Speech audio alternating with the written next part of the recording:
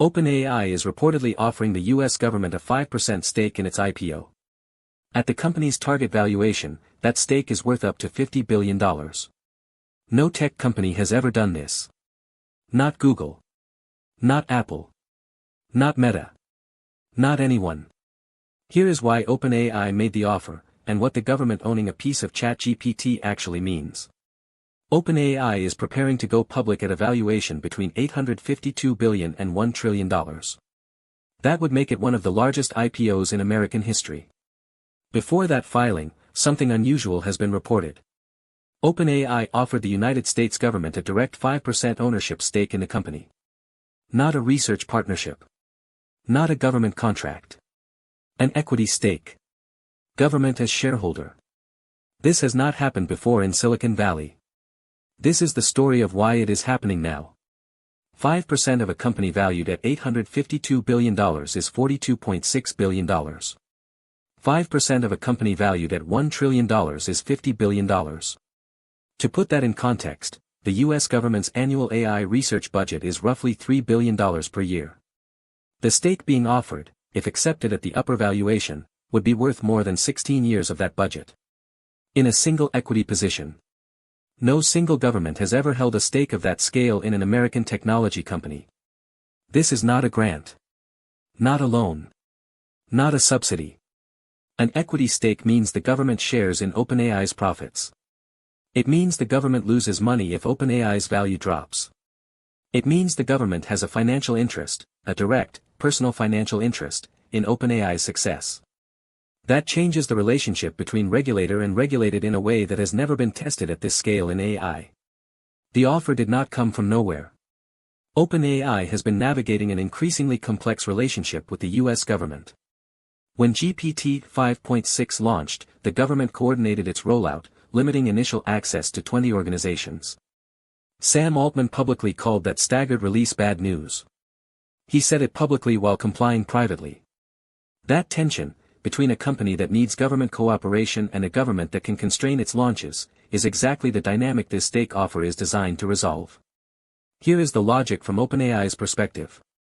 If the government is a shareholder, it has a financial incentive to want OpenAI to succeed. That creates alignment. A government that profits from OpenAI's IPO is a government that thinks twice before restricting OpenAI's product launches.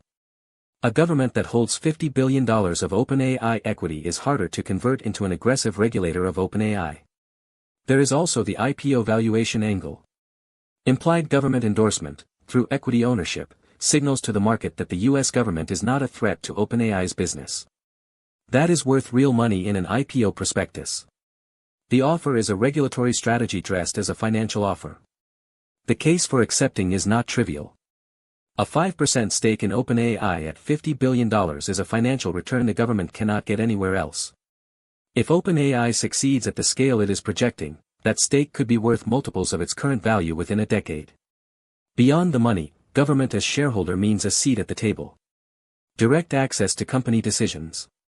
Influence without needing new legislation. For an administration that wants to shape AI development, owning a piece of the most important AI company is faster than passing a law.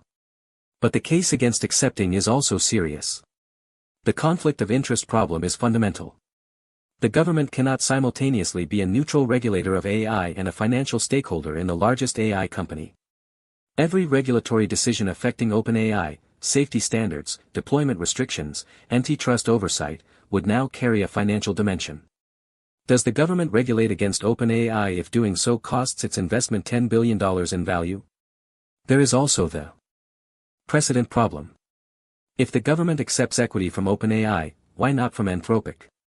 From Google DeepMind? From xAI? Every AI company with regulatory exposure would have an incentive to offer the same.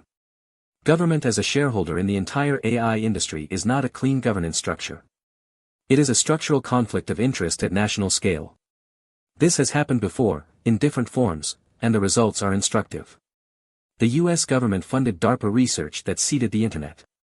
It did not take equity in the companies that commercialized it. It seeded. It did not own. The closest parallel is the government-sponsored enterprises. Fannie Mae and Freddie Mac were created with government backing and implicit government guarantees. They were private companies with government alignment built in. In 2008, the government had to take them into conservatorship when they failed.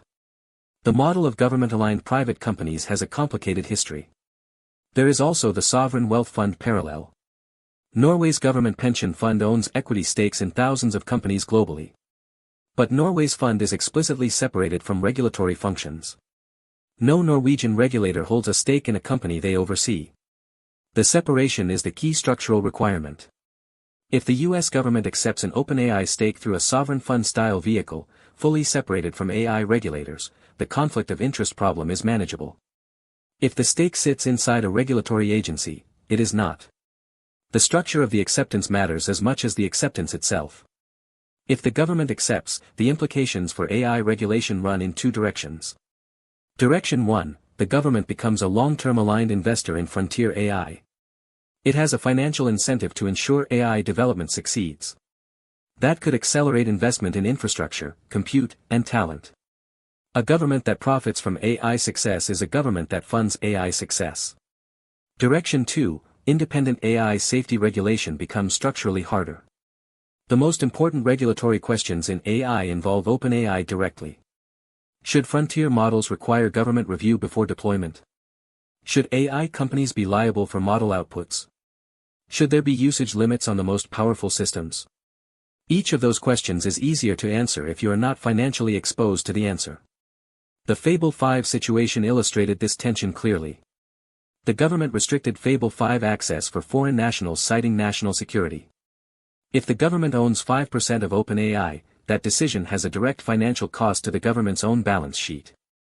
Regulatory capture through equity is a new problem.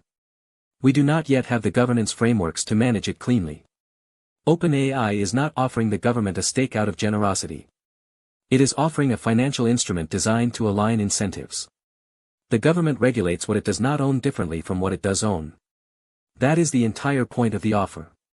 Whether the government accepts or rejects, the fact that the offer was made tells you everything about where AI governance is heading.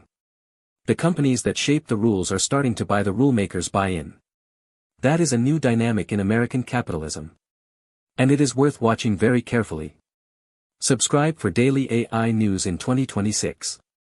Comment, should the US government accept a 5% stake in OpenAI, or is that a conflict of interest that should never happen? I am reading every response.